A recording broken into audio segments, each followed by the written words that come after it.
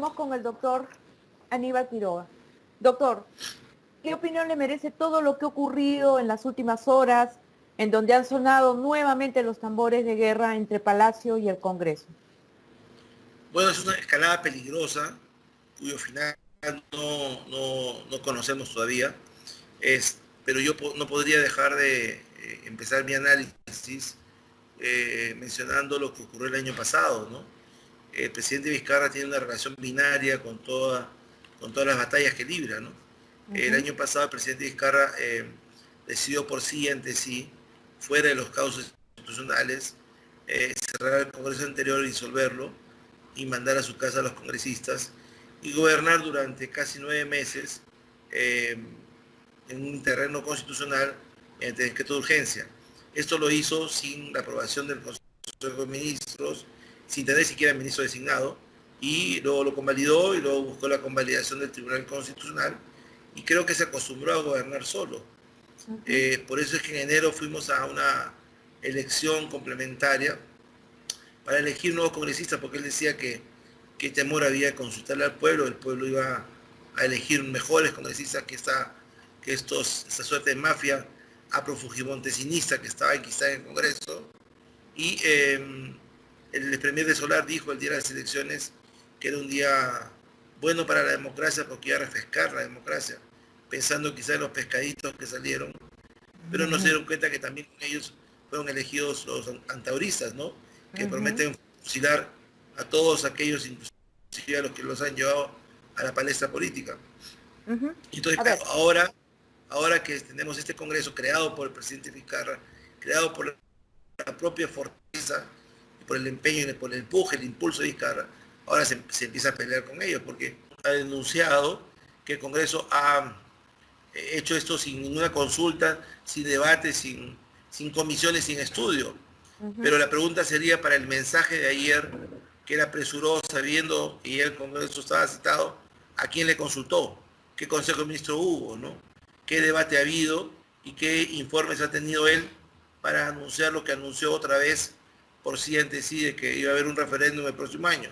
Entonces él siempre pide cosas a los demás que él no hace, ¿no? Entonces ahora tenemos un impasse muy serio en donde se le ha quitado la inmunidad a varias autoridades constitucionales, sobre todo a los ministros, un poco como diciendo, ¿quieres que yo me quite la inmunidad? Bueno, tú tampoco vas a tenerla, los ministros tampoco, y te aumentamos a ti una causal de denuncia durante tu mandato, que es la denuncia por delitos contra la administración pública, ¿no? Exacto. Y el presidente hoy día respondió, si me permite leerlo, calificó como una estrategia para que los congresistas mantengan la inmunidad el dictamen aprobado el domingo. Dijo que se trata de un intento del Congreso de tomarnos el pelo y en este contexto recordó lo sucedido en el Parlamento disuelto con el tema de la bicameralidad. Nuevamente está amenazando, ¿verdad? Sí, claro. Y está homologando este Congreso con el anterior, pero hay un punto en el cual se olvida. Este Congreso fue creado por él, es su criatura. Este Congreso salió de la iniciativa de él, entonces no puede desprenderse de esa responsabilidad. Él dijo que este Congreso salía de no llamar a las urnas y de la voluntad popular. Por lo tanto, lo que hace este Congreso es su propia responsabilidad. O sea, lo real es que esta es una pelea, le decían, entre padre e hijo, ¿no? El padre dice, si no haces lo que yo quiero en el momento que lo quiero y exactamente como yo quiero, entonces te vuelvo a amenazar. Y en esta pelea entre el padre y el hijo estamos en medio todos los peruanos. Nuevamente inestabilidad. ¿No es así?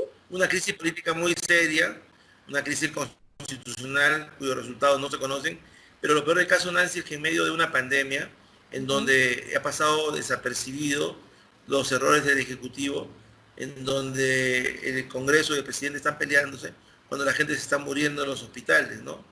Y cuando pasa por el costado la crisis económica que nos agobia. Eso es lo terrible, pero el resultado de esta crisis no se sabe todavía en qué ir a acabar, porque tenemos por delante, además, la legislatura del Congreso que acaba de empezar hoy, pero el 28 de julio el presidente tiene que dar su mensaje a la nación. Imagino que sus baterías principales estarán dispuestas para el mensaje presidencial. Ujú. Ahora, ese mensaje que va a ser a todas luces virtual, ¿hay algún reglamento al respecto o el presidente tendría que ir al Congreso?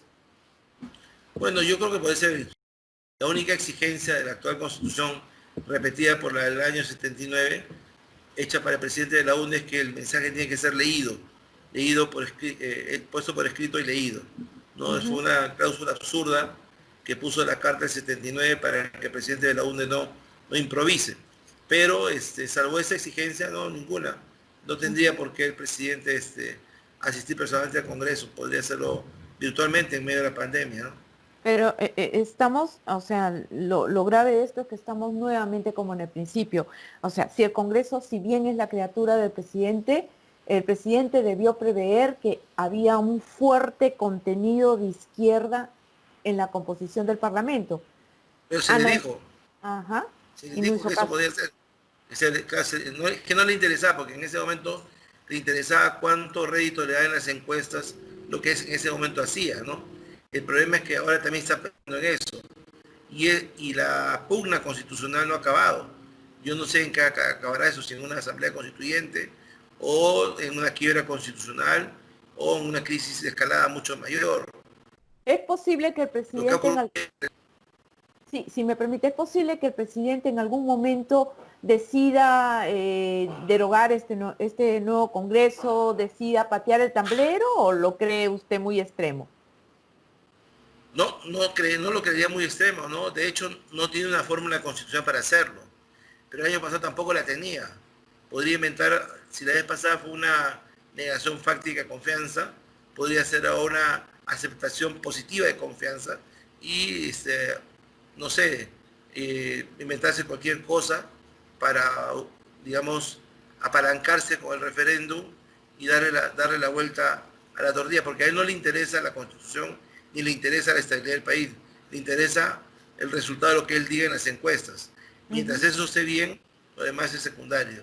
Pero las cosas han cambiado del año pasado a este año. La gente se ha dado cuenta de que la solución en ese momento de Vizcarra, de mandar a la porra al anterior Congreso, como que fue algo acomodado a sus intereses. Hay un montón de gente que ha empezado a decirlo.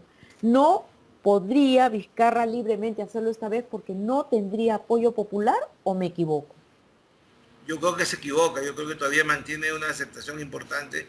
Yo creo que todavía a Vizcarra es redituable en las encuestas volver al Congreso. El descrédito del Congreso es muy grande Ujú. y las encuestas de semana lo van a decir. Mientras eso sea así, a él le interesa muy poco y me da mucha pena la estabilidad política, la estabilidad constitucional y con eso la estabilidad económica. Él no piensa en eso, él piensa solamente en su imagen, en su En las figura, encuestas. cómo le afecta eso en las encuestas, ¿no? En la Ujú. popularidad que él pueda tener. Y ni siquiera le importan los ministros tampoco. Ahora, pero también el Congreso ha estado haciendo cosas terribles, ¿no? Cosas sin consultas. ¿Cuál es su opinión del Congreso? Se sabía que eso iba a ser así. Se sabía que estaba por escrito y está televisado también, que iba a ser un congreso de gente improvisada por la poca campaña que iba a haber. Se sabía que iba a ser gente sin experiencia y se sabía que iba a ser con mucha gente de izquierda. Eso se sabía, ¿no? Ujú. Digamos, la realidad fue peor porque ha entrado los de FREPAP y la gente de Antauro. Este, por lo tanto, que este Congreso era peor que el anterior, eso se sabía. Que no lo quieran admitir es un tema diferente, ¿no? Pero yo creo que el anterior Congreso hubiese sido mucho mejor frente a la pandemia que Ujú. el actual Congreso. Y ahora Ujú. ya no lo puede disolver constitucionalmente, pero alguna forma la encontrará para remontar el tema y ponerse por encima, porque, digamos, hubiese sido mucho más fácil las prioridades. Era mucho más simple que hacerlo, pero en vez de hacerlo se hablan de balcón a balcón y se van pechando uno al otro y solo le falta decir chócala para la salida. Y doctor Quiroga, y con esto ya termino esta entrevista. Qué terrible es que lleguemos al bicentenario con una democracia tan débil, con gobernantes que tienen atisbos de dictadores. No hemos cambiado nada, ¿verdad? Bueno, habíamos avanzado en 20 años, ¿no? El avance que habíamos logrado en 20 años de estabilidad, constitución y política, se está echando a la borda. Y tenemos un político sin partido, sin siquiera representarse en el Congreso, que manipula la Constitución y que alguna gente para forzar ciertas figuras y vamos a terminar con una Constitución absolutamente desdibujada, quizás con un Congreso constituyente que va a ser una Constitución mucho peor que la actual, y vamos a entrar otra vez en este corsi y ricorsi de la inestabilidad constitucional. Ahora, que esta pelea se inicie en julio, no le, o sea, no le genera a usted suspicacias porque faltan pocos meses para el proceso electoral general. Claro que me genera su suspicacia. Faltan 3 semanas para el mensaje presidencial y falta poco para la campaña electoral, y de alguna manera están preparando la candidatura de alguien, ¿no? Cuando, por ejemplo, se dice que aquellos condenados en primera instancia no podrán postular, están pensando en algunos que podrían tener sentencia en primera instancia y que tener una votación muy alta en el Congreso, ¿no? Ujú, exacto. Así es, doctor. Entonces, qué terrible la situación política de este país. Su reflexión final. Sí, lamentablemente no tenemos verdaderos políticos, los verdaderos políticos que merecemos, y lamentablemente no tenemos gente comprometida con la democracia y con la Constitución. Tenemos gente que manipula la democracia y la Constitución para su propio provecho. En nombre de la Constitución y la democracia solamente llevan agua para su molino y no les interesa ni la historia del país ni su futuro. Y por lo tanto soy muy pesimista, porque la historia final del pleito que ayer se ha zanjado todavía no se ha escrito. Ujú. Quisiera equivocarme, pero creo que la historia todavía no se ha escrito y podría tener un peor resultado, sobre todo cuando los líderes se hablan de balcón en balcón y se gritan y Sí. no tienen puentes, no quieren tener puentes para entenderse y llegar a una fórmula de solución, ¿no? Cada uno hace uso de las facultades que tiene y va tirándole piedras al otro. Ujú. Muy bien. Muchas gracias, doctor. Encantado, Nancy. Buenas Ok, tardes. hasta luego, buenas tardes. Hasta luego.